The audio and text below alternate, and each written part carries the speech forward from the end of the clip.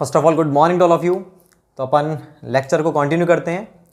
Unit 4 lecture 10 irrigation engineering. तो अपन पढ़ रहे थे कैनाल के बारे में, कैनाल इट्स रेगुलेशन। तो हम पहले रेगुलेशन के बारे में पढ़ते हैं। कैनाल के बारे में हम पढ़ चुके थे डिटेल में, अब हम पढ़ते हैं कैनाल रेगुलेशन वर्क्स। तो कैनाल रेगुलेशन का मतलब क्या होता है? कैनाल रेगुलेशन जैसे हमने पढ़ा था रिवर के अंदर, रिवर ट्रेनिंग वर्क्स। तो रिवर ट्रेनिंग वर्क्स कौन से थे? जो रिवर की शेप, स्लोप, इन सब चीज़ों को मेंटेन रख रहे थे। उनको मेंटेन करने के लिए जो हम स्ट्रक्चर बना रहे थे उन्हें क्या बोले थे हम? River training works. ऐसे हम किस चीज़ की बात कर रहे हैं? ऐसे हम बात करें कैनाल की। तो कैनाल के अंदर हम बना चुके हैं कैनाल को, तो उस कैनाल की शेप को बनाए रखने के लिए, स्लोप को बनाए रखने के लिए, उसके अंदर जो भी हमारी वेलोसिटी हिस्सा उसको मेंटेन करने के लिए, रेगुलेट करने के लिए वाटर के फ्लो को, उसके लिए जो भी हम स्ट्रक्चर बनाते हैं उन सभी को हम क्या बोलते हैं? Canal regulation works. Canal regulation works बोलते हैं। तो उसमें हमारे काफी सारे हैं जिनको हम वन बाय वन देखेंगे। सबसे पहले हम देखेंगे कैनाल रेगुलेटर के बारे में। कैनाल रेगुलेटर क्या होता है? आप पढ़ चुके हो इस टर्म को पहले भी। सबसे पहला हम क्या पढ़ेंगे? Canal regulator. Canal regulator. तो पहले हम देखते हैं कैनाल रेगुलेटर के बारे में। मैं आपको बता चुका हूं कि हमारी रिवर इस तरह से निकलती थी, लास्ट मिनट में हमने देखा था। उस रिवर में से क्या निकल रही है? कैनाल। और उस कैनाल को हम क्या बोलेंगे? मेन कैनाल या पेरेंट कैनाल। मेन कैनाल या पेरेंट कैनाल, क्योंकि ये पहली कैनाल है जिसको कहां से निकाला गया है? रिवर से। बाकी की कैनाल को हम इस कैनाल में से निकालेंगे। इसमें से हमने एक कैनाल निकाल दी, ये कहलाएगी ब्रांच कैनाल। उसमें से एक और निकाल दी, minor canal, distributory, water course. ये छोटे छोटे इसमें से निकलते चले जाएंगे। लेकिन जो मेन जो निकली है हमारी, वो कौन सी हमारी? ये कैनाल जो रिवर से निकली है, इसको क्या बोलेंगे हम? मेन कैनाल या पेरेंट कैनाल। बात क्लियर है? तो ये होती है हमारी मेन कैनाल या पेरेंट कैनाल। और अब हमने क्या किया, तो यहां पर जो हमारा स्ट्रक्चर बना था, जिसे हम क्या बोलते थे? DHW बोलते थे। ये जो स्ट्रक्चर बना था इसे हम क्या बोलते थे? DHW। इसको हम बोलते थे DHW, डायवर्जन हेड वर्क्स बोलते थे। इसके बारे में हम पहले स्टडी कर चुके हैं कंप्लीटली। अब देखो, अब क्या कर रहे हैं हम? इस मेन कैनाल में से मान लीजिए ये जयपुर था, ये अलवर है। तो जयपुर से हम अलवर को कनेक्ट किया है कैनाल के थ्रू। तो ये कैनाल कौन सी? हमारी मेन कैनाल है। और इस कैनाल में से यहां अलवर में सिटी तक आ चुकी है कैनाल, लेकिन हमें क्या है? यहां से राजगढ़ लेकर के जानी है। पानी को कहां पे लेके जाना है? राजगढ़। तो हम क्या करेंगे? इस कैनाल को मोड़ेंगे क्या? अगर मान लो इस कैनाल को ही मोड़ दिया हमने राजगढ़ तक, अब हमें बहरोड भी पानी चाहिए, तो क्या वहां से यूं मोड़ के लाएंगे? ऐसे ही करते रहेंगे? बिल्कुल नहीं। हम क्या करते हैं? इसी कैनाल में से हम और कैनाल्स को निकालेंगे। तो हमने इस कैनाल में से एक कैनाल को निकाल दिया। इस कैनाल को क्या बोलेंगे हम? Of taking canal. तो ये जो हमारी कैनाल निकली है, ये कौन सी है? ऑफ टेकिंग कैनाल, जो किसमें से निकली है? हमारी मेन या पेरेंट कैनाल में से। तो वही सेम स्ट्रक्चर जो हमने कहां बनाया था? यहां पर बनाया था, जब हम रिवर में से कैनाल निकाल रहे थे। ऐसे हम कैनाल में से कैनाल निकाल रहे हैं। तो ऐसे तो करेंगे नहीं कि डायरेक्टली यहां पर हमने कैनाल बना दी, पानी अपने आप जाएगा। बिल्कुल नहीं। मैं आपको सारी चीजें बता चुका हूं। यहां पर वही डिस्चार्ज मेंटेन करना बहुत बड़ा टास्क होता है, तो हम ऐसे नहीं कर सकते हैं। तो यहां पर एक स्ट्रक्चर बनाया जाता है। उस स्ट्रक्चर को क्या बोलेंगे हम? रेगुलेटर। कौन सा रेगुलेटर होगा देखेंगे अभी हम। तो यहां पर हमको रेगुलेटर बनाने होंगे, ठीक जैसा कि हमने यहां पर बनाया था। और इस रेगुलेटर क्या बोलते थे हम? Canal head regulator. अब यहां पर हमारे दो रेगुलेटर होते हैं। एक तो हमें यहां पर बनाना होगा, वही रेगुलेटर का मतलब गेट टाइप का स्ट्रक्चर होता है कि कैनाल में हमने क्या लगा दिया? गेट लगा दिया। उस गेट को अगर हम क्या कर रहे हैं? उठा दिया हमने अगर उस गेट को, तो पानी हमें कम चाहिए तो हम उसे कम उठाएंगे, ज्यादा पानी चाहिए तो हम उसको ज्यादा उठा देंगे, पानी का फ्लो ज्यादा होता रहेगा। तो वो होते हैं हमारे रेगुलेटर। अब बात करता हूं यहां पर जो हमारे रेगुलेटर होते हैं, कितने होते हैं? दो होते हैं। एक तो होता है कौन सा? Canal head regulator. और दूसरा कौन सा होता है हमारा? वो होता है क्रॉस रेगुलेटर। Cross regulator. तो अब आप देखिए, एक तो है हेड रेगुलेटर और दूसरा है क्रॉस रेगुलेटर। कौन सा रेगुलेटर क्रॉस रेगुलेटर कहलाएगा, कौन सा हेड रेगुलेटर कहलाएगा, इसके बारे में देखते हैं। सबको कंफ्यूजन रहती है, सब क्या कहेंगे? ये कौन सा रेगुलेटर है? ये तो है क्रॉस रेगुलेटर। और ये कौन सा है? Head regulator. बिल्कुल गलत है। देखो आपको कैसे याद रखना है भाई। देखो, आप रिवर से कैनाल निकाल रहे थे, तो कैनाल के हेड पर बना हुआ स्ट्रक्चर कहलाता था डायवर्जन हेड वर्क्स। और वहां पर आपको ध्यान हो, जो डायग्राम बनाया था मैंने, जो ऑफ टेकिंग कैनाल थी मेन कैनाल, वहां पर रेगुलेटर क्या कहलाता था हमारा? Canal head regulator. ठीक है, कैनाल हेड रेगुलेटर कहलाता था। तो वो कहां पर बना रहे थे हम? कैनाल के हेड पर। कौन सी कैनाल के? जो कैनाल निकल रही है, ऑफ टेकिंग कैनाल। अब क्या यहां पर कौन सी कैनाल निकल रही है? ये तो मेन है और ये निकल रही है, तो इसके हेड पर बना जो हमारा रेगुलेटर है वो कौन सा होगा हमारा? Canal head regulator. ये वाला कौन सा होगा?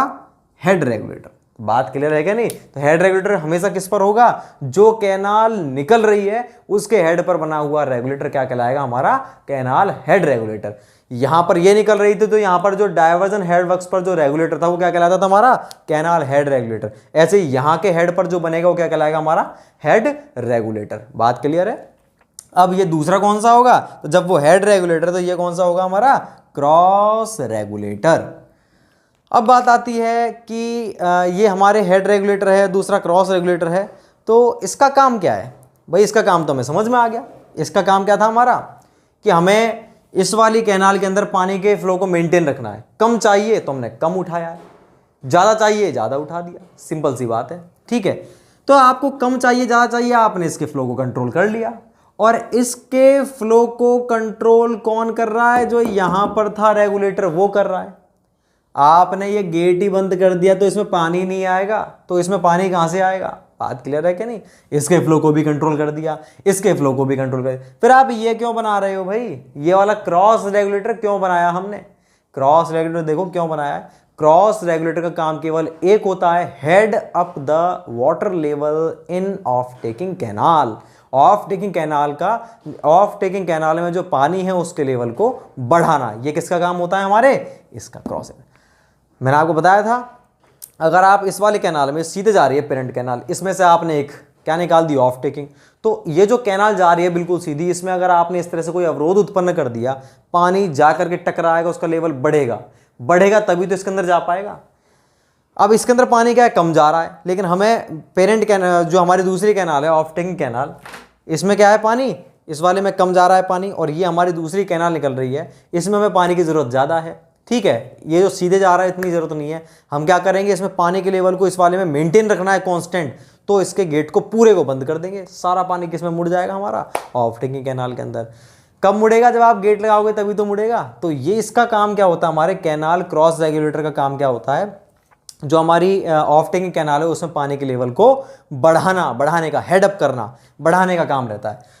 और ये इस वाले रेगुलेटर का काम क्या है? जो पानी इसमें जा रहा है उसको रेगुलेट करना। रेगुलेट का मतलब कम और ज़्यादा करना। अगर आपको कम चाहिए तो कम खोलेंगे गेट को, ज़्यादा चाहिए तो ज़्यादा खोलेंगे। ये है हमारा कैनाल हेड रेगुलेटर और ये है हमारा कैनाल क्रॉस रेगुलेटर। अब हम बात करते हैं किस चीज़ की?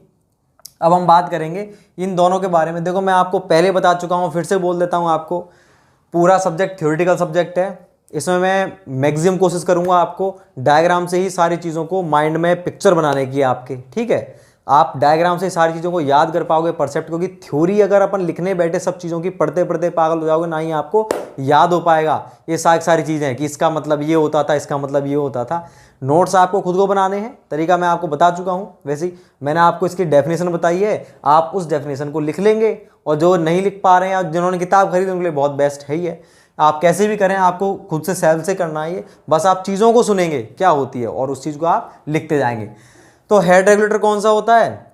ऑफ टेकिंग कैनाल के हेड पर बना रेगुलेटर क्या कहलाता है? Head regulator. और इसका काम क्या होता है? इसका काम ऑफ टेकिंग कैनाल में पानी के लेवल को कम ज़्यादा करना होता है। ठीक है, क्रॉस रेगुलेटर क्या है? मेन कैनाल या पेरेंट कैनाल पर ऑफ टेकिंग कैनाल की लोकेशन पे बनाया गया रेगुलेटर कौन सा कहलाता है? हमारा कैनाल क्रॉस रेगुलेटर कहलाता है। इसका काम ऑफ टेकिंग कैनाल में पानी के फ्लो को मेंटेन करना। इसमें पानी के फ्लो को मेंटेन करने का काम कौन करता है? ये करता है, हेडअप करना, मेंटेन करना।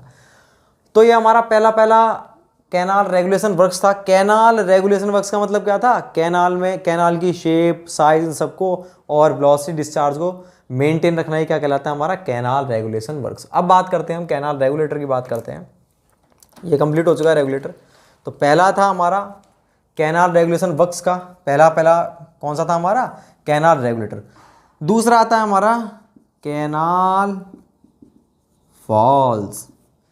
कैनाल फॉल्स से चलो पहले मैं आपको कैनाल एस्केप बता देता हूं, जिससे कि डायग्राम को मैं मिटा सकूं। कैनाल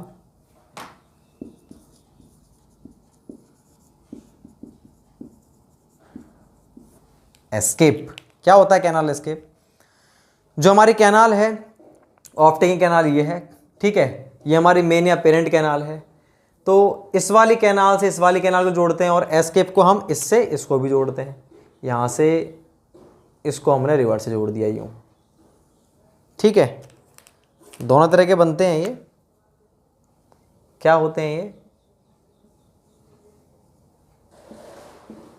वैसे बेसिकली मेन तो यही वाला होता है अपना, ये होता है। ये स्ट्रक्चर तो बहुत रेयर केसेस में मिलेगा आपको। तो कैनाल एस्केप क्या होता है? जब पानी का लेवल अपना मेन कैनाल में ज़्यादा हो गया है। किससे ज़्यादा हो गया है? हमने क्रॉस सेक्शन देखा था, ये है, ये इसका FSL था मान लीजिए, ये क्या है इसका? FSL, free surface level. लेकिन पानी का लेवल इससे ज़्यादा बढ़ गया है, ज़्यादा बढ़ेगा, बढ़ते बढ़ते यहाँ तक पहुँच गया और यहाँ से क्या है, कैनाल से पानी बाहर निकलने लगा। लेकिन आप नहीं चाहते कि कैनाल से पानी बाहर निकले, तो कैनाल से पानी बाहर नहीं निकले उसके लिए क्या करें अपन कि इसी लेवल पर, FSL लेवल पर अगर मैं एक चैनल बना दूं यूं साइड में, ये कैनाल जा रही है कैसे, इमेजिन करेंगे आप, ये कैनाल कैसे जा रही है। इस वाले डायग्राम मिटाता हूं मैं। देखो दोनों एक ही चीज है, एक चीज से आपको ज्यादा समझ में आएगा, नहीं तो आप डायग्राम में कंफ्यूज हो जाएंगे।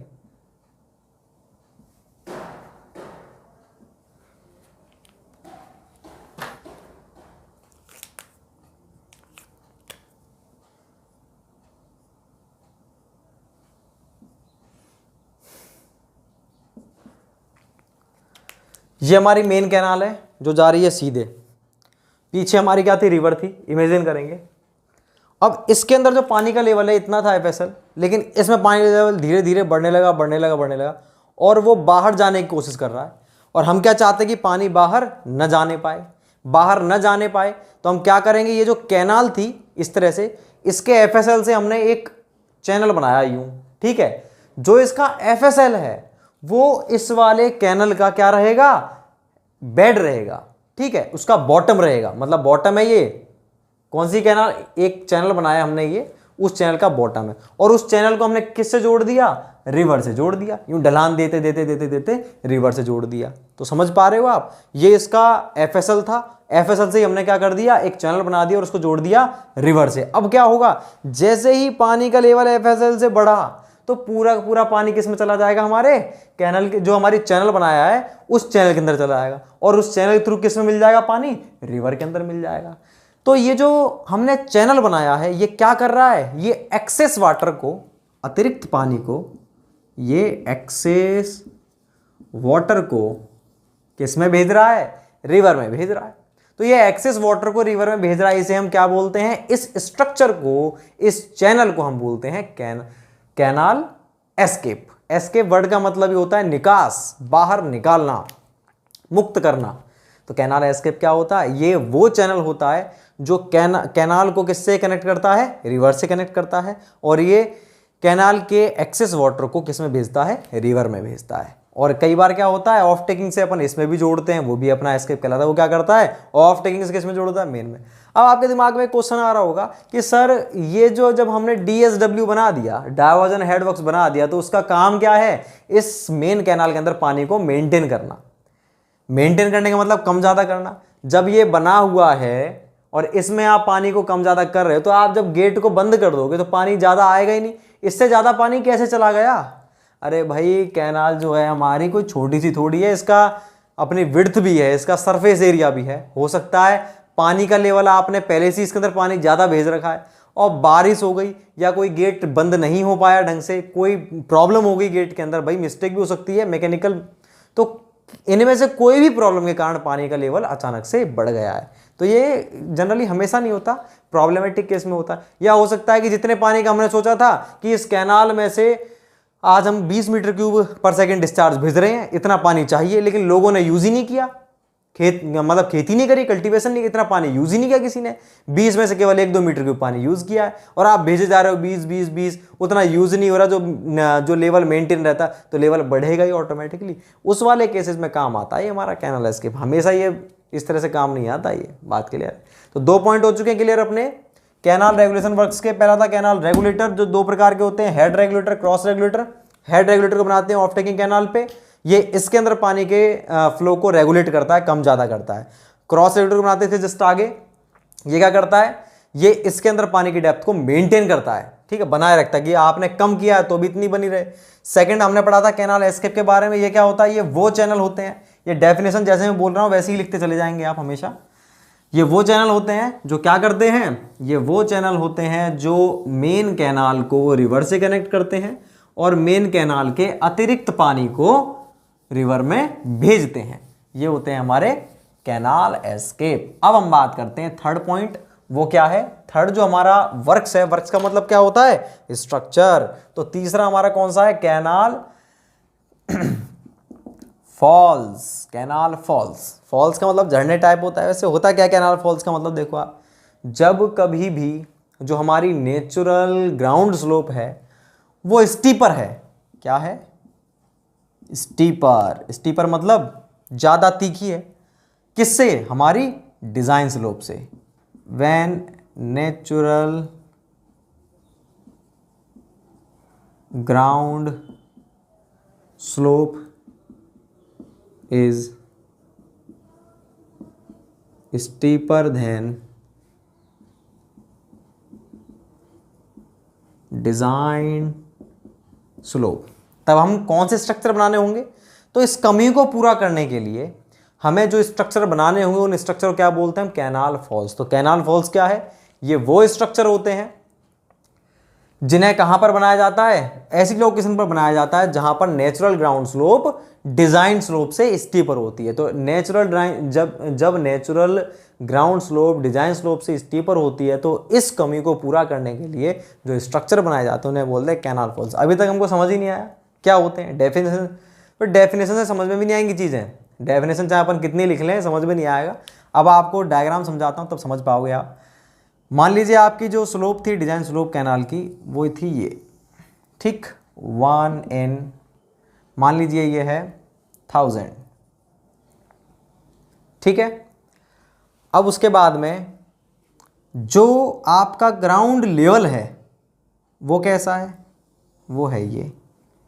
अब पहली बात तो ये है 1 in 500। तो पहली बात मुझे बताओ इन दोनों में से स्टीपर कौन सा है, ये है 1, ये है 2, ये है नेचुरल ग्राउंड लेवल और ये है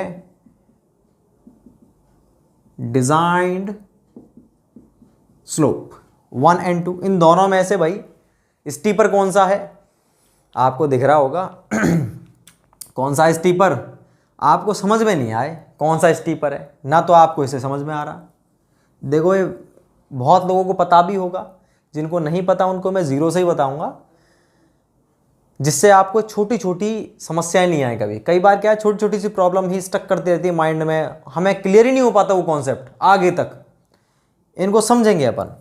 1 in 1000 का मतलब क्या है, ये 0 है, 1000 मीटर ऐसे चलने पर 1 मीटर वर्टिकल, ये हमेशा 1 वर्टिकल होता है वैसे।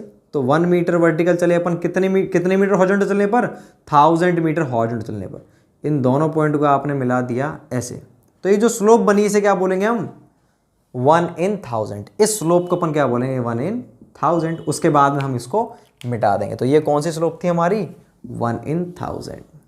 बात क्लियर है भाई। 1 in 500 क्या हुई, यहां से हम चले कितना, यहां से हम चले इसी पॉइंट से 500, आधा ही होगा इसका जस्ट, कितना चढ़े 1 मीटर, ये हाइट तो बराबर होगी दोनों की। इन दोनों पॉइंट को मिलाने पर जो रेखा बनी वो क्या कहलाएगी हमारी, 1 in 500। आपने दोनों चीज़ देख ली, 1 in 500 क्या है। अब आप ये देखो कि इन दोनों में से ये तो यहाँ से यहाँ तक था 1000 और ये था 500 और ये था 1000। आपको क्या समझ में आया बताओ, ये स्लोप ज़्यादा है या फिर ये स्लोप ज़्यादा है। स्लोप को आप कैसे समझोगे, आपको यहाँ से समझ नहीं आ रहा 1 in 1000, इनका मतलब समझ आया कि नहीं आया, कि 1 in 1000 का मतलब क्या होता है, 1 in 500 का मतलब क्या होता है, इनका मतलब समझ में आ गया, ये होता है इनका मतलब।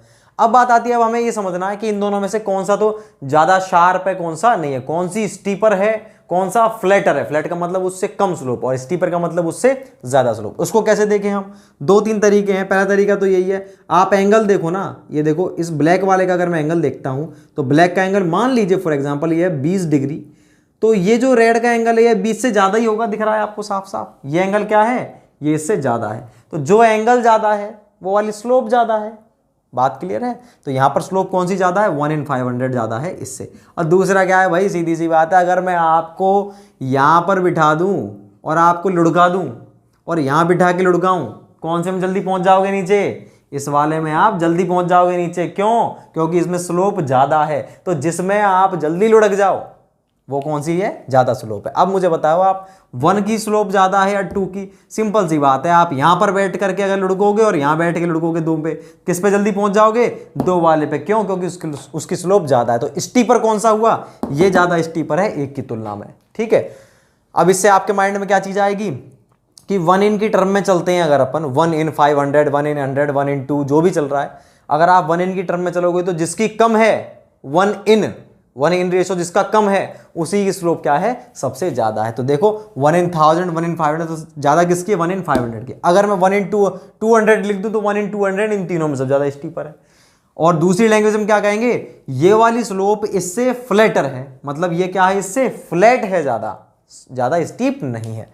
तो ये मैंने आपको जनरल चीज बताई स्लोप के बारे में। अब मैं बात कर रहा था, आपको बता रहा था कैनाल फॉल्स क्या होता है। तो आपने देखा कि आपकी जो डिजाइन स्लोप है वो थी ये, मतलब आपको कैनाल बनानी थी ऐसे, इस वाली लेवल पर बनानी थी, लेकिन जो नेचुरल ग्राउंड स्लोप है वो ऐसा है। अब क्या करें, तो देखो आपको बनानी तो इसी पर है।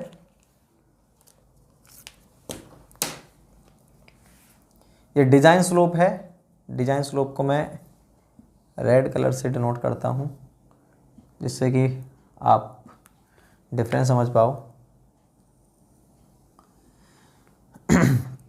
अब क्या करते हैं, पीछे से कैनाल ऐसे आ रही थी आराम से, ये यहां तक तो कोई दिक्कत नहीं थी, ये ग्राउंड स्लोप थी, आप कटिंग करते चले गए, कटिंग करते करते करते करते कोई दिक्कत नहीं। अब पीछे से ये जो स्लोप थी हमारे नेचुरल ग्राउंड स्लोप, वो थी ऐसे, वो तो यही थी जो चली आ रही है स्लोप 1 in 500।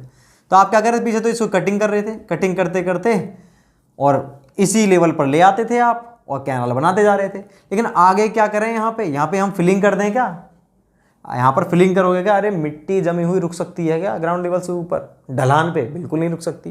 क्या करें, ऐसी जगह बहुत प्रॉब्लम आ गई। ऐसी जगह क्या करते हैं हम, स्लोप हमें यही बना के रखनी है, तो हम बीच में से एक स्लोप और इस तरह से देंगे कैनाल के अंदर, ये स्लोप दे दी। देखो ये भी क्या है, 1 in 1000 है, देखो दोनों पैरेलल है।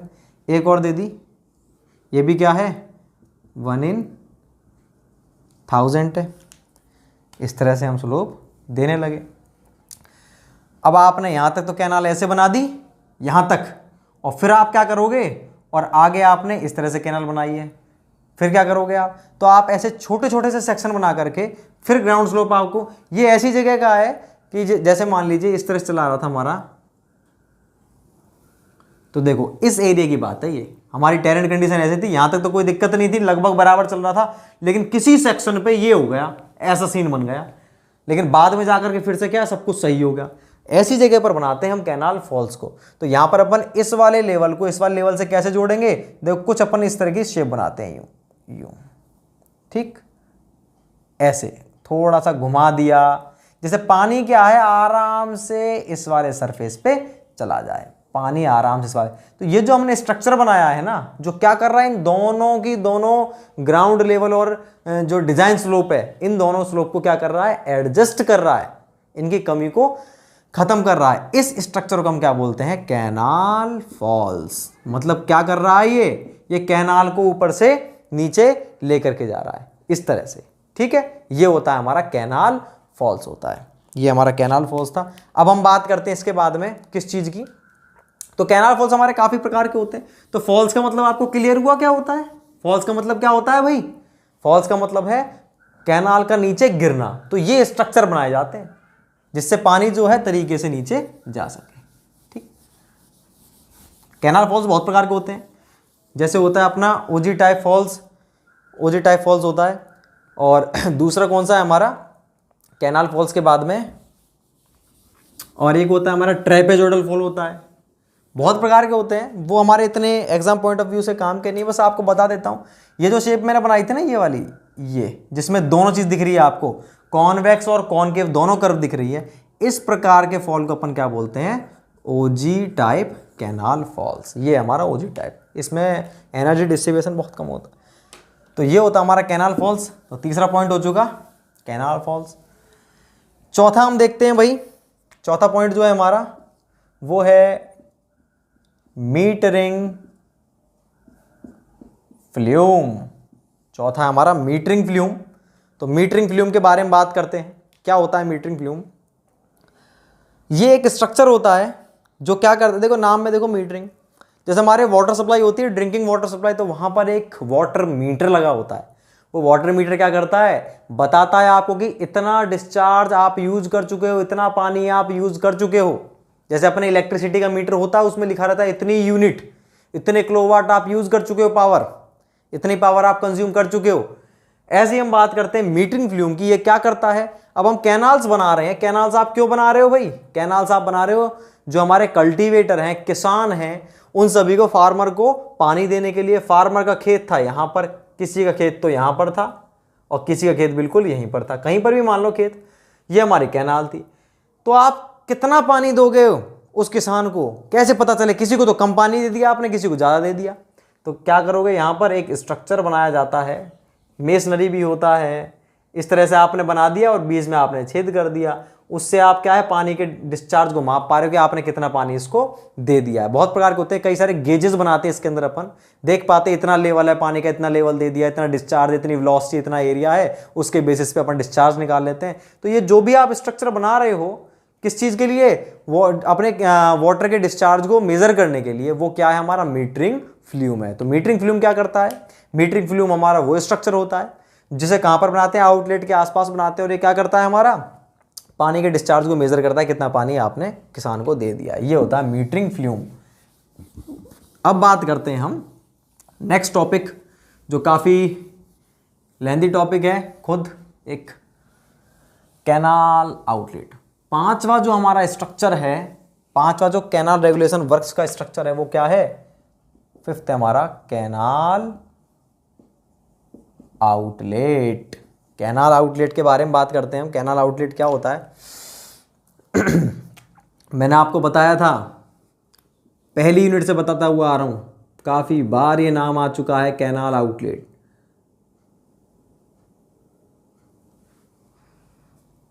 तो आउटलेट डिस्चार्ज फैक्टर के बारे में बताया था। It is the duty of water at the point of outlet. Outlet point पर पानी की ड्यूटी को हम क्या बोलते हैं, आउटलेट डिस्चार्ज फैक्टर बोलते हैं।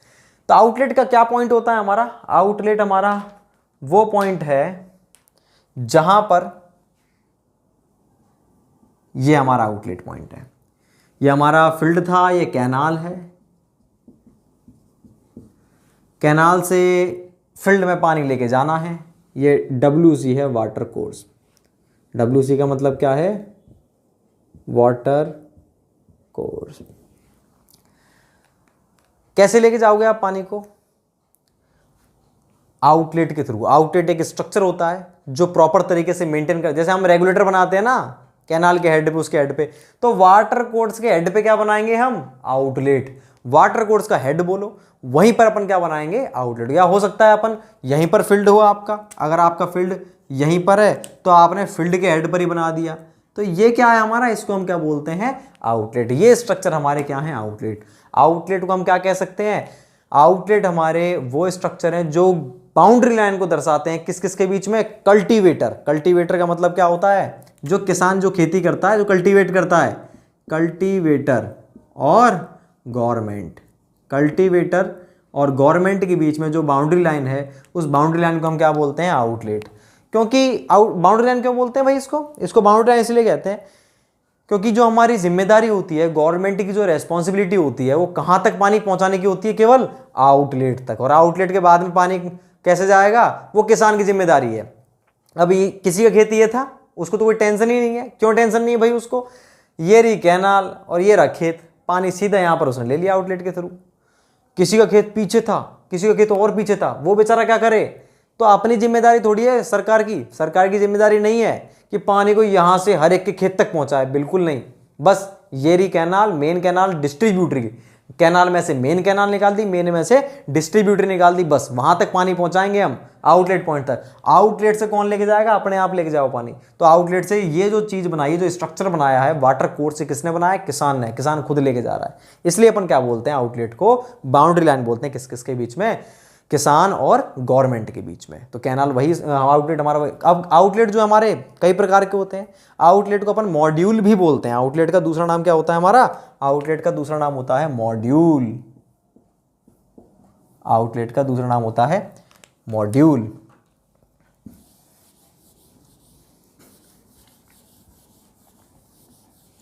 ठीक, आउटलेट का दूसरा नाम है मॉड्यूल। अब हम बात करते हैं भाई कैनाल आउटलेट के बारे में थोड़ी सी, और कौन कौन से होते हैं कैनाल। तो कैनाल आउटलेट के बारे में बता चुका हूं। ये वो स्ट्रक्चर है जिसे वाटर कोर्स के हेड पर बनाया जाता है, और ये किसान और गवर्नमेंट के बीच में बाउंड्री लाइन को दर्शाता है। आउटलेट बहुत प्रकार के होते हैं, इसके थ्रू ही अपन को पानी मिलता है। मतलब किसान को पानी किसके थ्रू मिलेगा? आउटलेट के थ्रू। 3 प्रकार के होते हैं ये। सबसे पहले आता है हमारा नॉन मॉड्यूलर आउटलेट। एक मिनट स्टॉप करना बीच में से। तो पहला अपना कौन सा था? Non modular outlet. ये कौन सा होता है? ये वो आउटलेट है अपना नॉन मॉड्यूलर आउटलेट, जिसमें क्या होता है एक्चुअल में, जो पानी का जो डिस्चार्ज है, आउटलेट का डिस्चार्ज किस पर डिपेंड करेगा? जो हमारी डिस्ट्रीब्यूटरी है और जो हमारा वाटर कोर्स है, उन दोनों में पानी के लेवल पर। मान लीजिए ये हमारी डिस्ट्रीब्यूटरी थी, डिस्ट्रीब्यूटरी का जो डेप्थ है वो ये है ग्राउंड लेवल, और वाटर कोर्स हमने थोड़ी ऊपर बना रखी है। तो डिस्ट्रीब्यूटरी में जो पानी का लेवल है वो मान लीजिए y है, और जो हमारी डेप्थ है पानी की किसमें? वाटर कोर्स में, वो कितनी है? h है कैपिटल। तो ये क्या होगी हमारी? इसको तो बोलेंगे ये हमारी वाटर कोर्स है, वाटर कोर्स, जिसको मैं शॉर्ट में क्या बोलता हूं? WC। ये अपने प्लम्बिंग सिस्टम वाला नहीं है WC, मतलब ये कौन सा WC नहीं है, ये जो अपने घरों में लगता है वो अलग होता है, वो वाटर क्लॉसेट होता है, ये वाटर कोर्स है। और ये क्या हमारी? डिस्ट्रीब्यूटरी। डिस्ट्रीब्यूटरी क्या होती है भाई? रिवर से कैनाल, मेन से आपने क्या निकाली? ब्रांच कैनाल, और ब्रांच कैनाल से आपने जो निकाली छोटी कैनाल, उसको क्या बोलेंगे? डिस्ट्रीब्यूटरी। डिस्ट्रीब्यूटरी से क्या है? आप डायरेक्टली पानी भेजोगे वाटर कोर्स के थ्रू। तो ये डिस्ट्रीब्यूटरी ऐसे आ रही है, उसका ये ऐसे है, उसका बेड है, ये उसका बेड दिखा रहा है, ये डिस्ट्रीब्यूटरी सीधे है। और ये किसका बेड दिखा रहा है? वाटर कोर्स का, जो किस में से निकल रही है? डिस्ट्रीब्यूटरी में से ऐसे निकल रही है। दोनों के लेवल में क्या डिफरेंस है? तो इस प्रकार का अगर आप आउटलेट बना रहे हो ना, नॉन मॉड्यूलर आउटलेट, तो नॉन मॉड्यूलर आउटलेट में डिस्चार्ज किस पर डिपेंड करता है? Distributary as well as water course, दोनों में पानी की डेप्थ पर निर्भर करता है। दोनों में ही पानी की डेप्थ पर निर्भर करता है, किसी एक पर नहीं। तो अब हम बात करते हैं नॉन मॉड्यूलर आउटलेट के अंदर आगे, दोनों की पानी पर डेप्थ पर डिपेंड करता है। इसके एग्जाम्पल कौन कौन से होते हैं? देखो मैं आपको बता देता हूं, इस टॉपिक से क्वेश्चन क्या बनेगा? 2 प्रकार क्वेश्चन बनते हैं। पहला क्वेश्चन तो ये बनेगा कि जो हमारा नॉन मॉड्यूलर आउटलेट है उसमें पानी का डिस्चार्ज किस पर डिपेंड करता है? डिस्ट्रीब्यूटरी पर, या फिर वाटर कोर्स पर, या दोनों में पानी की डेप्थ पर। ठीक है, ऐसे ही आपको सेमी मॉड्यूलर में पूछेगा, ऐसे ही मॉड्यूलर में पूछेगा।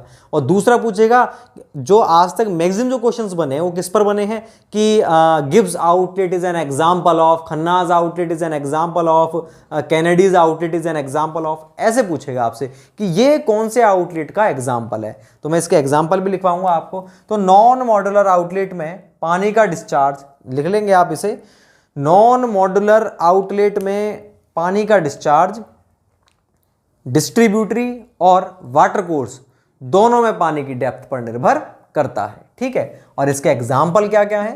इस आउटलेट के एग्जाम्पल है हमारे ओपन स्ल्यूज और ड्राउंड या submerged, both are one of the same thing, drowned pipe outlet.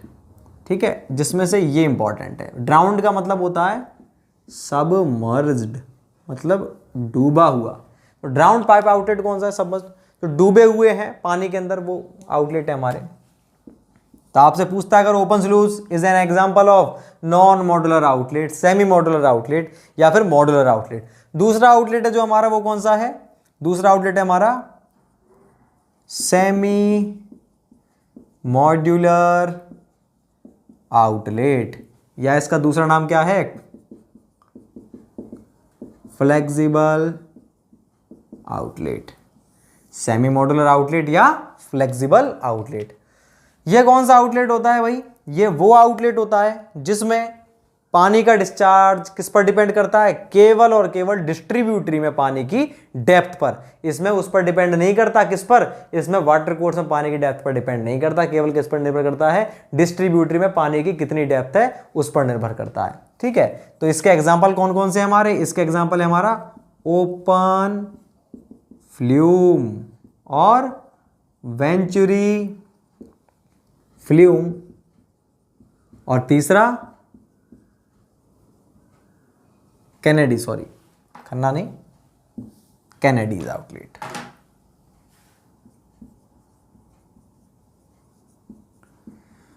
कैनेडीज outlet, इसमें से ये इंपॉर्टेंट है आपके लिए। Kennedy's outlet is an example of non modular outlet, semi modular, flexible या रिजिड। तो किसका एग्जांपल है हमारे? ये है सेमी मॉड्यूलर या फ्लेक्सिबल आउटलेट का। तीसरा है हमारा कौन सा आउटलेट? रिजिड या मॉड्यूलर आउटलेट।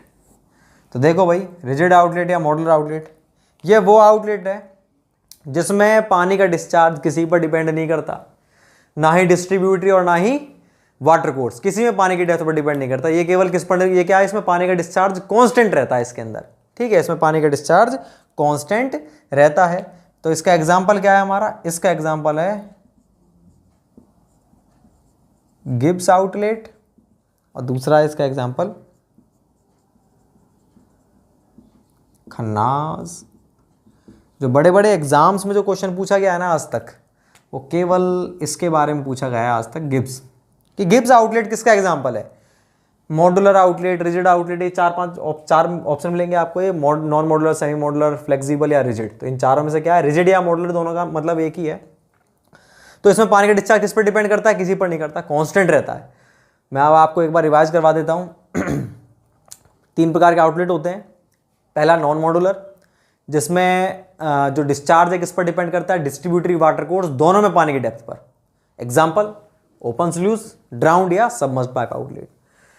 बी है सेमी मॉड्यूलर आउटलेट या फ्लेक्सिबल आउटलेट, किस पर डिपेंड करता है डिस्चार्ज? केवल और केवल डिस्ट्रीब्यूटरी में पानी की डेप्थ पर। ठीक, किस पर निर्भर नहीं करता? वाटर कोर्स में पानी की डेप्थ पर। Example open flume, venturi flume और कैनेडीज आउटलेट। सी है रिजिड या मॉड्यूलर आउटलेट। एग्जाम्पल क्या है? गिब्स आउटलेट या खन्नास आउटलेट। ये अपना कौन सा है? सेमी मॉड्यूलर या रिजिड आउटलेट। तो ये अपने थे, इसमें डिस्चार्ज के पर डिपेंड करता है? किसी पर भी डिपेंड नहीं करता, इसमें डिस्चार्ज हमारा कांस्टेंट रहता है। ठीक, ये बात थी हमारे आउटलेट की। आउटलेट या मॉड्यूल, तो ये जो मैंने 5 टॉपिक आपको बताए हैं, ये क्या है हमारे? ये हैं हमारे कैनाल रेगुलेशन वर्क्स। इसी में कंटिन्यू करता हूं मैं इसी को। जो आउटलेट होते हैं उसकी परफॉर्मेंस को जज करने के लिए कुछ क्राइटेरिया हम यूज करते हैं। क्राइटेरिया मतलब जैसे भाई एग्रीगेट वगैरह हम यूज बोलते हैं ना, स्पेसिफाई करते हैं कि बीम के लिए 5 mm से कम नहीं होना चाहिए, इससे ज़्यादा नहीं होना चाहिए।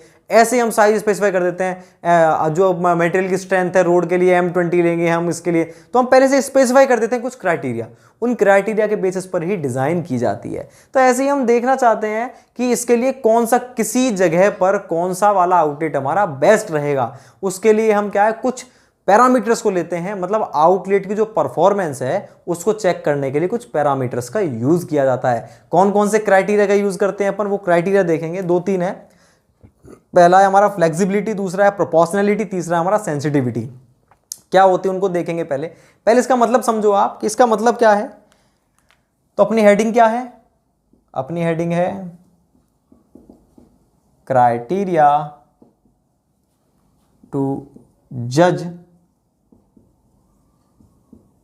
Performance of outlet.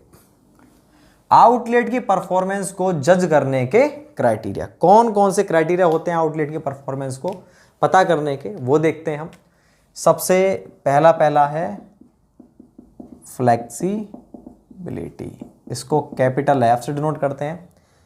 तो इस टर्म का मतलब क्या है, क्राइटेरिया टू जज परफॉर्मेंस ऑफ आउटलेट। जैसे हमारी बाइक होती है, तो बाइक है हमारे पास दो अलग अलग, एक है मेरे पास प्लेटिना और दूसरी है एवेंजर मान लीजिए। तो प्लेटिना जो बाइक है और एवेंजर बाइक, उन दोनों में मैं किस क्राइटेरिया के बेसिस पे मैं देख पाऊं कि कौन सी इकोनॉमिकली कौन सी बढ़िया है। तो मैंने देखा माइलेज। माइलेज केवल मैंने एक वर्ड बोला आपसे माइलेज, आपके माइंड में अपने आप आ जाएगा डिफरेंस कि प्लेटिना की माइलेज ज़्यादा होती है, वो मेरे लिए बेटर रहेगी। मैं केवल इकोनॉमी टर्म पे चल रहा हूँ, तो मेरे लिए सस्ती कौन सी पड़ेगी, वो वाली। उसमें फ्यूल वगैरह की कॉस्ट क्या आएगी, कम आएगी, क्योंकि उसकी माइलेज क्या है, अच्छी है। तो मैंने एक टर्म का यूज किया माइलेज का, माइलेज से आपको सब कुछ क्लियर हो गया, बात क्लियर है। अब मैंने बात कर रहा हूं कि दोनों बाइक है, प्लेटिना है और एवेंजर है। तो आपके माइंड में मैंने आपसे बोला कि अब आपको क्या चीज देखनी है दोनों की। अब आपका जो पहली प्रायोरिटी है वो है स्पीड। तो उसके लिए मैंने बोला भाई एक का तो जो इंजन है वो है 220 सीसी का और एक का है 110 सीसी का, 100 सीसी का। तो आपको सब कुछ समझ में आ गया। केवल एक चीज बोली मैंने कि उसका जो इंजन है वो 220 सीसी का है और उसका 100 सीसी का है। तो आपके माइंड में आ गया पिकअप वगैरह किसका अच्छा होगा, 220 का। ठीक है, तो मैंने केवल एक क्राइटेरिया बोले आपको। कौन कौन से क्राइटेरिया, माइलेज और उसका इंजन का कितने सीसी का है। तो उससे आप ऑटोमेटिकली दोनों में डिफरेंस क्रिएट कर पा रहे हो। ऐसे ही हम देखना चाहते हैं इससे आप परफॉर्मेंस पता कर पाए किसकी, बाइक की। ऐसे ही हम परफॉर्मेंस देखना चाहते हैं किसकी, आउटलेट की। तो कौन कौन से पैरामीटर का यूज लेंगे, जैसे वहां पर होता है हमारा माइलेज, जैसे यहां पर है फ्लेक्सिबिलिटी, प्रोपोर्शनैलिटी और सेंसिटिविटी। तो पहले मैं बात करूंगा फ्लेक्सिबिलिटी के बारे में। तो फ्लेक्सिबिलिटी क्या होता है, ये रेशो है, जस्ट किसका रेशो है, देखो फ्लेक्सिबिलिटी बराबर rate of change of discharge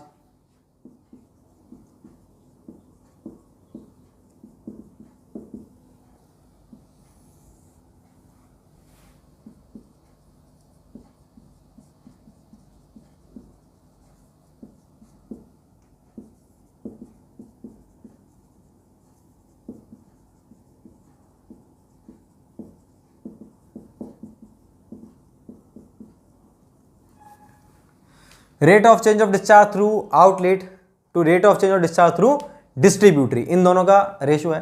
क्या है, देखो rate of change of discharge through outlet, outlet से डिस्चार्ज के चेंज होने की भी दर, चेंज हो रहा है डिस्चार्ज, चेंज कैसे, 1 मीटर क्यूब पर सेकंड था 12 बजे, 2 मीटर क्यूब पर सेकंड 1 बजे हो गया, 3 मीटर क्यूब पर सेकंड 2 बजे हो गया। चेंज हो रहा है कि नहीं हो रहा है, बिल्कुल चेंज हो रहा है। कितना चेंज हो रहा है, 1 मीटर क्यूब पर सेकंड चेंज हो रहा है। और इसकी दर क्या है, 1 मीटर क्यूब पर सेकंड पर, और 1 घंटे में 1 मीटर क्यूब पर सेकंड चेंज होता जा रहा है। बात क्लियर है। तो ये है रेट ऑफ, देखो चेंज तो कितना कितना हो रहा है, अब 2 मीटर क्यूब हो गया, अब 3 मीटर क्यूब। रेट क्या है, उसके चेंज होने की दर क्या है, 1 मीटर क्यूब बढ़ रहा है, कितना, प्लस 1 मीटर क्यूब पर सेकंड पर, और 1 घंटे में। ये क्या है, ये कहलाएगी रेट ऑफ चेंज, चेंज होने की भी दर। दोनों की निकाल लेंगे दर, रेशो निकाल लेंगे, वही रेशो क्या कहलाएगा हमारा, फ्लेक्सिबिलिटी। तो हमारी फ्लेक्सिबिलिटी क्लियर हो चुकी है। फ्लेक्सिबिलिटी क्या होती है। अब हम बात करते हैं किसके बारे में, दूसरा हम देखते हैं फ्लेक्सिबिलिटी। फ्लेक्सिबिलिटी को मैथमेटिकली, ये तो मैंने केवल आपको जो बताया है ये थ्योरेटिकली। अगर मैं इसको मैथमेटिकली एक्सप्रेस करूं तो फ्लेक्सिबिलिटी क्या होता है, एफ बराबर m/n डॉट y/h। अब आप सोच रहे होंगे भाई m/n क्या है, देखो ये थ्योरेटिकली है, मैथमेटिकली ये है। मैथमेटिकली इस तरह से निकालते हैं, यहां पर जो m होता है वो होता है हमारा आउटलेट डिस्चार्ज फैक्टर,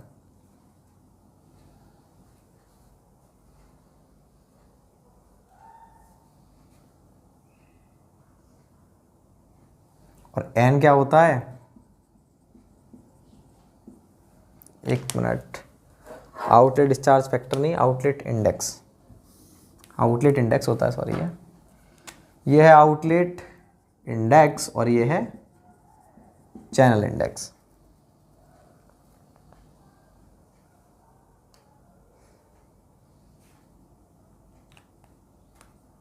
अब मैं बात कर रहा था यहां पर h बाई वाई एक चीज होती है, एक टर्म है h बाई वाई। इस कंप्लीट टर्म को h अपॉन वाई को बोलते हैं हम सेटिंग। ये मैं दिखा चुका हूं आपको क्या होता है सेटिंग। ये हमारी डिस्ट्रीब्यूटरी थी और ये क्या है, वाटर कोर्स। वाटर कोर्स में जो पानी का लेवल है वो है h और इसमें जो पानी का लेवल वो क्या है, y। तो h अपॉन वाई जो है इसी को हम क्या बोलते हैं, सेटिंग बोलते हैं। h अपॉन वाई को क्या बोलते हैं हम, h बाय वाई को हम क्या बोलेंगे, सेटिंग बोलेंगे। y बाय h नहीं है, h अपॉन वाई को सेटिंग बोलते हैं। तो हम ये कह सकते हैं ना कि f बराबर क्या है, m बाई एन अपॉन में h अपॉन वाई, तभी तो y ऊपर जाएगा। तो ये m upon n into y by h है, h अपॉन वाई नहीं है। h अपॉन वाई को क्या बोलते हैं, सेटिंग। y बाई एच को नहीं बोलते सेटिंग, कंफ्यूज नहीं हो। तो ये मैंने केवल आपको टर्म बताई है। अब बात आती है कि ये इंडेक्स क्या होते हैं। तो ये आपको h अपॉन वाई तो क्लियर होगा, केवल रेशो है पानी की डेप्थ का। वाटर कोर्स में और डिस्ट्रीब्यूटर में पानी की डेप्थ का रेशो होता है, उसे क्या बोलते हैं हम, सेटिंग बोलते हैं। अब चैनल इंडेक्स, आउटलेट इंडेक्स क्या होता है। मान लीजिए हमारा चैनल जो है ट्रेपेजॉइडल चैनल है, ट्रेपेजॉइडल चैनल है। तो ट्रेपेजॉइडल चैनल में जो डिस्चार्ज होता है उसका कुछ भी फॉर्मूला Q बराबर A इंटू वाई आप जानते हो। डिस्चार्ज बराबर एरिया इंटू वेलोसिटी होता है। अगर एरिया है तो एरिया के अंदर तो विड्थ भी आएगी और डेप्थ भी आएगी, B into y into v हो गया। मतलब जो डिस्चार्ज है हमारा वो वाई पर डिपेंड कर रहा है कि नहीं कर रहा है, डेप्थ पर, डायरेक्टली प्रोपोर्शनल है डेप्थ पर। अब कई जगह तो आपने पढ़े होंगे हमारे सिपोलेटिव वियर और कई प्रकार के नॉचेस होते हैं, ट्रायंगुलर, ट्रेपेजॉइडल, तो वहां पर आपने फॉर्मूले देखे होंगे अलग अलग डिस्चार्ज के, Q बराबर 2/3, ठीक है, इस तरह से फॉर्मूले होते हैं हमारे। तो जो डिस्चार्ज है उसकी पावर अलग अलग होती है, 5/3 भी होती है, 5/2 भी होती है। तो मान लीजिए 5/3 Q ट्रेपेजॉइडल के अंदर तो 5/3 के समानुपाती होता है हमारा। तो यहां पर जो हमारा डिस्चार्ज है ट्रेपेजॉइडल चैनल में, डिस्चार्ज y की किस डेप्थ जो है, y की डेप्थ के प्रोपोर्शनल होता है। ट्रेपेजॉइडल चैनल में जो डिस्चार्ज होता है, discharge directly proportional to y to the power 5/3, y की पावर 5/3 के समानुपाती होता है। यहां पर ये जो पावर है ना, इस पावर को ही हम क्या बोलते हैं, चैनल इंडेक्स। तो चैनल इंडेक्स क्या बता रहा है आपको, चैनल इंडेक्स अगर एक लाइन में कहूं तो क्या बता रहा है, केवल पावर को बता रहा है। कौन सी पावर को, जिस पावर के डेप्थ की पावर को बता रहा है, उस डेप्थ की पावर को बता रहा है जो डिस्चार्ज के डायरेक्टली प्रोपोर्शनल है। Discharge is directly proportional to y to the power 5/3। इस पावर को हम क्या बोलेंगे, चैनल इंडेक्स बोलेंगे। ऐसे ही आपको समझ में आ गया होगा आउटलेट इंडेक्स क्या है। आउटलेट हमारा मान लीजिए ऑरिफिस टाइप का आउटलेट है। ऑरिफिस टाइप के आउटलेट में डिस्चार्ज होता है हमारा y की पावर 1/2 के समानुपाती होता है ऑरिफिस टाइप में। मैं आपको दोबारा लिखवाऊंगा, ये चीजें दोबारा बताऊंगा।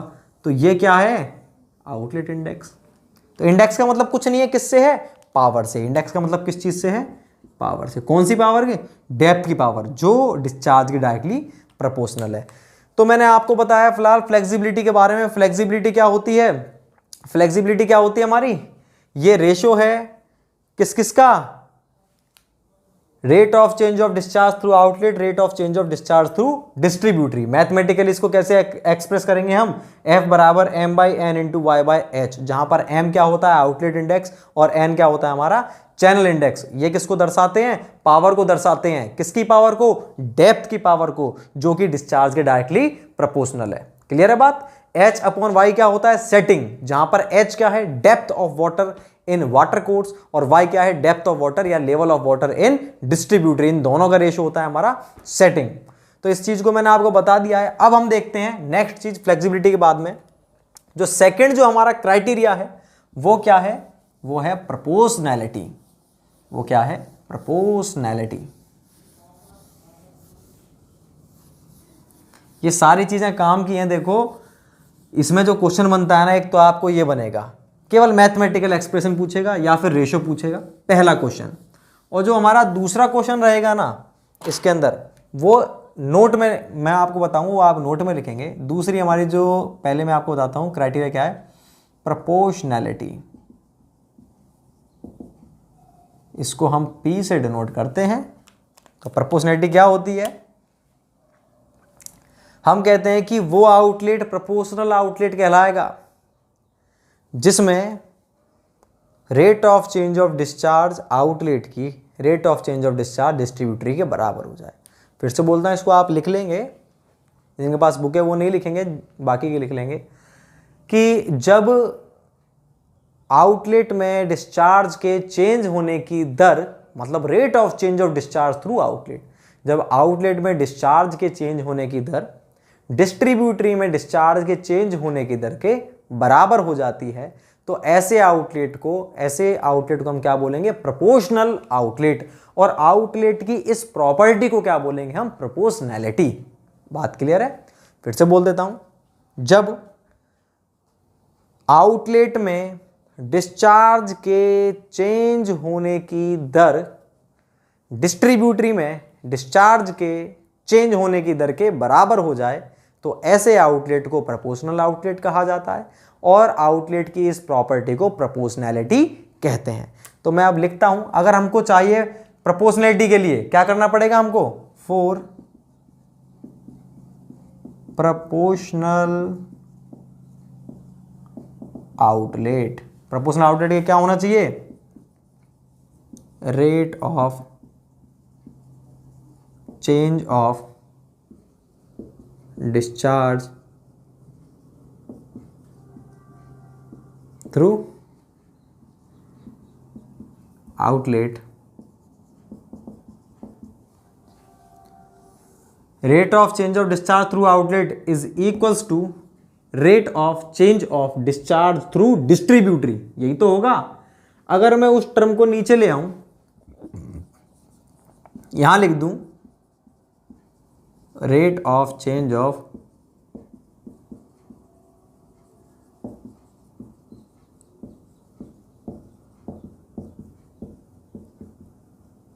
तो यहां क्या आ जाएगा, 1 आ जाएगा।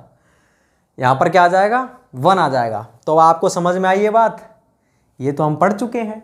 ये क्या होता है, F होता है। तो प्रोपोर्शनल आउटलेट के लिए हमें क्या समझ आया, प्रोपोर्शनल आउटलेट के लिए F is equals to 1। Proportional outlet के लिए F बराबर 1 होता है। बात क्लियर है क्या नहीं? फिर से बता देता हूं, प्रोपोर्शनल आउटलेट के लिए मैंने क्या बोला, rate of change of discharge through distributary, rate of change of discharge through outlet किसके बराबर होना चाहिए, बराबर rate of change of discharge through distributary.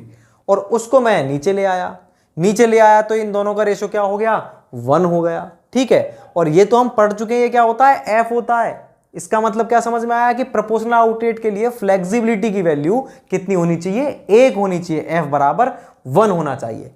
ठीक है, अब हमें एक चीज क्लियर हो गई कि प्रोपोर्शनल आउटलेट वो आउटलेट होते हैं जिनकी फ्लेक्सिबिलिटी यूनिट होती है, 1 होती है। इसको अब हम मैथमेटिकली आगे और बाइफरकेट करते हैं, तब जाके हम कंक्लूजन पे पहुंच पाएंगे। तो for proportional outlet F is equals to 1। F क्या होता है बताओ भाई, m/n डॉट y/h, ये तो होता था, अभी तो देखा था। F की वैल्यू क्या होती है, ये होती है। यहां से अगर मैं देखूं m/n बराबर, इसको उधर तरफ भेज दूं तो s तो ऊपर चला जाएगा, y नीचे चला जाएगा। m/n क्या होता है, ये रेशो होते थे चैनल इंडेक्स के और आउटलेट इंडेक्स के, आउटलेट इंडेक्स और चैनल इंडेक्स के। और h/y क्या होता था, सेटिंग। तो ये हो गया m/n बराबर, इसको क्या बोलते थे, इसको बोलते थे हम सेटिंग। अब मैं इसको सीधा करके लिख देता हूं, setting is equals to m/n। क्या है देखो ये, अब आपको पहले तो आपने देखा कि discharge rate of change of discharge through outlet is equals to rate of change of discharge through distributary, तब जाकर के हमारा क्या होगा, वो प्रोपोर्शनल आउटलेट होगा। और प्रोपोर्शनल आउटलेट के लिए फिर हम उससे क्या निकाल पाए, कंक्लूजन की हमारी फ्लेक्सिबिलिटी 1 होनी चाहिए। और फ्लेक्सिबिलिटी से हम करते चले गए इसको बाइफिकेट, तब जाके हमने देखा सेटिंग बराबर m/n। इससे क्या समझ में आया कि अगर हम किसी भी आउटलेट की सेटिंग क्या कर दें, उसके जो इंडेक्सेस के रेशियो हैं m/n के बराबर कर दें, सेटिंग को अगर हम इसके बराबर कर दें तो क्या हमारा जो आउटलेट है ऑटोमेटिकली क्या हो जाएगा, हमारा प्रोपोर्शनल आउटलेट हो जाएगा। और सेटिंग को आप m/n के बराबर कर सकते हो क्या? बिल्कुल कर सकते हैं। अरे भाई आप m/n का रेशियो निकाल लो थ्योरेटिकली, m/n का रेशियो निकाल लो भाई थ्योरेटिकली, और उसकी जो भी वैल्यू आई है, मान लो उसकी वैल्यू आई है 0.5, ठीक है। तो अब अगर हम हमारी सेटिंग को किसके बराबर कर दें, 0. देखो इस चीज को हम कैसे निकाल पाएंगे थ्योरेटिकली, क्योंकि m और n क्या होते हैं, इंडेक्सेस होते हैं, पावर होती है। इसको हमने निकाल लिया, फॉर एग्जांपल इनकी वैल्यू है 0.5। अब अगर मैं फील्ड के अंदर 0.5 क्या कर दूं, उसकी सेटिंग कर दूं, तो हमारा आउटलेट ऑटोमेटिकली क्या हो गया, प्रोपोर्शनल आउटलेट हो गया। फील्ड में आप 0.5 कैसे करोगे, अरे भाई सेटिंग का मतलब यही तो होता था h/y, तो h और y का रेशियो क्या होना चाहिए, 0.5 होना चाहिए। मतलब जो h है y का क्या होना चाहिए, 0.5 टाइम्स, मतलब y/2, h जो है y का हाफ होना चाहिए। अगर आपने 1 मीटर रखा है तो इसको आधा मीटर कर दो, तो ऑटोमेटिकली सेटिंग क्या हो गई उसकी 0.5, और सेटिंग अगर 0.5 हो गई तो आउटलेट ऑटोमेटिकली क्या होगा, प्रोपोर्शनल आउटलेट हो गया। इतनी बात क्लियर है। तो ये थी हमारी बात, यहां से हमने कंक्लूजन निकाल लिया। तो यहां से अपन कंक्लूजन निकाल चुके कि सेटिंग जो होती है हमारी वो क्या होती है, m/n के बराबर अगर हो चुकी है तो वो आउटलेट हमारा क्या होगा, प्रोपोर्शनल आउटलेट होगा। ठीक है, इसी के आधार पर हमारे 2 इंपॉर्टेंट क्वेश्चंस बनते हैं जो बड़े एग्जाम्स में तो बहुत पूछे गए हैं। वो कंक्लूजन में डायरेक्टली आपको नोट में लिखवाऊंगा, आप उसे नोट में लिखेंगे, उन दोनों कंक्लूजन को आप डायरेक्टली नोट में लिखेंगे। पहला तो क्या है, दूसरा क्या है, देखो एग्जाम्पल है, देखो for trapezoidal channel. Trapezoidal channel के लिए डिस्चार्ज होता है ना, वो y की पावर 5/3 के समानुपाती होता है।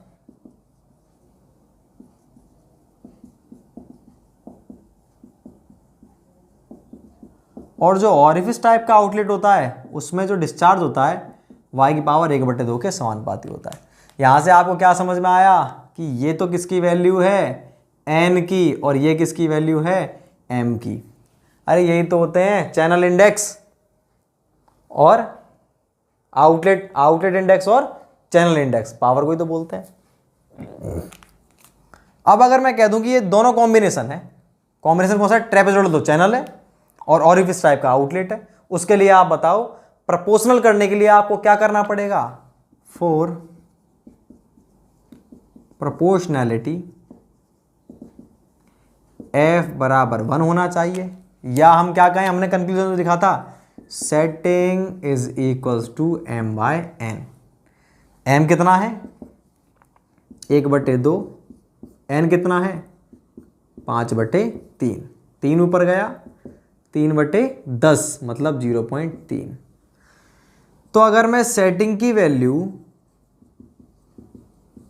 इस कॉम्बिनेशन के लिए, ट्रेपेजॉइडल तो चैनल है और इस टाइप का आउटलेट है, इसके लिए अगर मैं सेटिंग की वैल्यू कितनी कर दूं, 0.3 कर दूं, तो वो आउटलेट ऑटोमेटिकली क्या हो जाएगा, प्रोपोर्शनल आउटलेट हो जाएगा। यही क्वेश्चन बनता है, आपको बोलेगा कि ट्रेपेजॉइडल चैनल और ऑरिफिस टाइप के आउटलेट के प्रोपोर्शनल होने के लिए सेटिंग की वैल्यू होनी चाहिए 0.3, 0.9, 0.5, 0.8। ऑप्शन क्या आएगा हमारा, 0.3।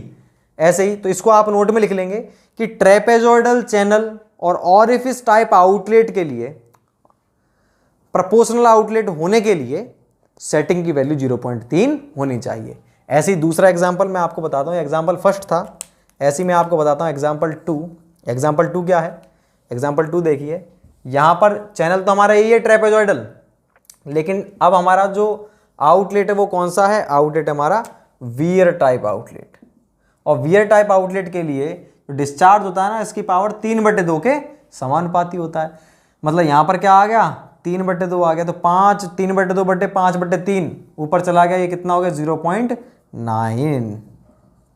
तो यहां से हमारा दूसरा नोट बन गया। यहां से कौन सा नोट बन गया, नोट नंबर 2 क्या है कि ट्रेपेजोइडल चैनल और वियर टाइप आउटलेट के कॉम्बिनेशन के लिए, वियर टाइप आउटलेट के कॉम्बिनेशन के लिए, इसमें आउटलेट के क्या होने के लिए, प्रोपोर्शनल होने के लिए सेटिंग की वैल्यू कितनी होनी चाहिए, 0.9 होनी चाहिए। बात क्लियर है? तो आप दोनों ही कॉम्बिनेशन को लिख लेंगे, trapezoidal channel plus orifice type outlet setting बराबर 0.3 और trapezoidal channel wear type outlet के लिए सेटिंग बराबर 0.9। ये दो अपने इसके अंदर हो चुके हैं। तो आप क्या करोगे, देखो अब आपको प्रैक्टिकली समझाता हूं।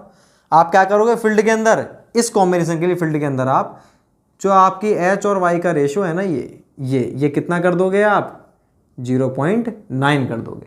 अगर आप इसको 1 मीटर ले रहे हो तो इसको कितना लोगे, 0.9 मीटर लोगे इसकी डेप्थ को, वाटर कोर्स में पानी की डेप्थ को। ऑटोमेटिकली क्या हो चुकी है, सेटिंग की वैल्यू 0.9 और सेटिंग की वैल्यू 0.9 होते ही ये जो आउटलेट है ऑटोमेटिकली कौन सा आउटलेट हो चुका है, प्रोपोर्शनल आउटलेट।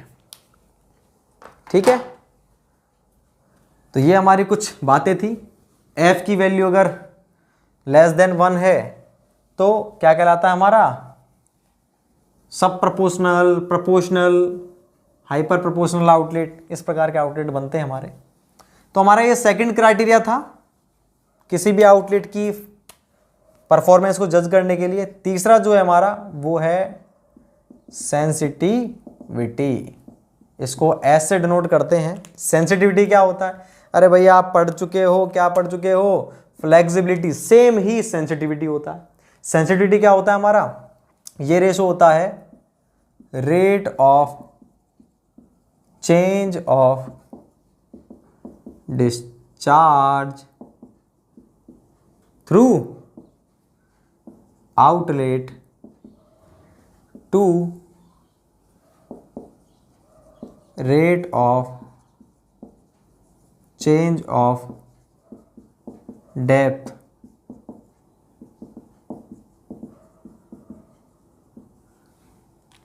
बस क्या चेंज हुआ है, यहां पर क्या हो गया, डिस्चार्ज की जगह डेप्थ हो गया। बात क्लियर है? तो यहां पर डिस्चार्ज की जगह हमारा डेप्थ हो चुका है। इस रेशो को हम क्या बोलते हैं, सेंसिटिविटी बोलते हैं। तो ये तो था थ्योरेटिकली और मैथमेटिकली कैसे एक्सप्रेस करोगे, एस बराबर एन डॉट एफ होता है। यहां पर हमारा एन क्या है आप जानते हो, एन क्या है, चैनल इंडेक्स, एन क्या है, चैनल इंडेक्स, और एफ क्या है, फ्लेक्सिबिलिटी। इस तरह से निकालते हैं हम। तो ये हमारे सेंसिटिविटी के बारे में। सेंसिटिविटी पे इस पे न्यूमेरिकल बन सकता है छोटा सा, आपको एम दे दिया, एन दे दिया, एफ दे दिया, फिर पूछ रहा है कि सेंसिटिविटी कितनी होगी। मोस्ट इंपॉर्टेंट एक नोट लिखेंगे जो मैं बोलूंगा आपको। सबसे पहले तो आप समझेंगे, मैंने आपको ये बता दिया 3 क्राइटेरिया थे हमारे परफॉर्मेंस को जज करने के। पहला तो क्या था हमारा, फ्लेक्सिबिलिटी, दूसरा प्रोपोर्शनलिटी, तीसरा सेंसिटिविटी। थोड़ा सा अंतर है सेंसिटिविटी और इसके अंदर, केवल डेप्थ का अंतर है। अब जो हमारी सेंसिटिविटी होती है ना, हम बात करते हैं कौन से आउटलेट की, रिजिड आउटलेट की, मतलब गिब्स आउटलेट। तो रिजिड आउटलेट की फ्लेक्सिबिलिटी कितनी होगी, ऑप्शन मिलेगा 0, 1, 100, इनमें से कोई नहीं। तो जो हमारे रिजिड आउटलेट हैं उनकी फ्लेक्सिबिलिटी बोली जाए, किसकी, रिजिड आउटलेट मतलब गिब्स की। फ्लेक्सिबिलिटी बोलो चाहे सेंसिटिविटी, दोनों की बात करते हैं। तो इसकी फ्लेक्सिबिलिटी और सेंसिटिविटी दोनों ही कितनी होती हैं, 0 होती है। नोट में लिख देंगे कि रिजिड या मॉड्यूलर आउटलेट की फ्लेक्सिबिलिटी और सेंसिटिविटी कितनी होती है, 0। क्यों होती है 0, समझ में आ रहा होगा भाई। इन आउटलेट के अंदर डिस्चार्ज क्या होता है हमारा, कांस्टेंट होता है। जब डिस्चार्ज ही आपका कांस्टेंट है तो उसमें चेंज ही नहीं होगा। चेंज नहीं होगा तो उसकी दर, रेट ऑफ उसकी दर निकलेगी चेंज होने की, दर ही नहीं निकलेगी। जब रेट ऑफ चेंज ही क्या है, 0 है, तो ऊपर वाली टर्म क्या हो गई, 0। 0 में किसी का भाग दोगे तो क्या आएगा भाई, 0 आएगा। तो इसको नोट में लिख देंगे अपन, बहुत इंपॉर्टेंट नोट है कि रिजिड आउटलेट या मॉड्यूलर आउटलेट की फ्लेक्सिबिलिटी और सेंसिटिविटी दोनों ही क्या होती हैं, 0 होती हैं। तो ये हमारा टॉपिक था जो कंप्लीट हो चुका है। इसके बाद में इस यूनिट के अंदर एक टॉपिक रह गया, जैसा कि इस यूनिट की हेडिंग थी हमारी canal, it's regulation and cross drainage works. तो कैनाल के बारे में पढ़ चुके हैं, उसके रेगुलेशन के बारे में पढ़ चुके हैं। अब किसके बारे में पढ़ेंगे हम? सीडी वर्क्स के बारे में पढ़ेंगे और उसी के साथ हम कंटिन्यू करेंगे 5th यूनिट को। ठीक है, रिवाइज करते रहें, नोट्स प्रॉपर बनाते रहें। कुछ समझ में नहीं आया तो वीडियोस को फिर से देखें और जितना बताया है वही सफिशिएंट है आपके लिए। Thank you so much.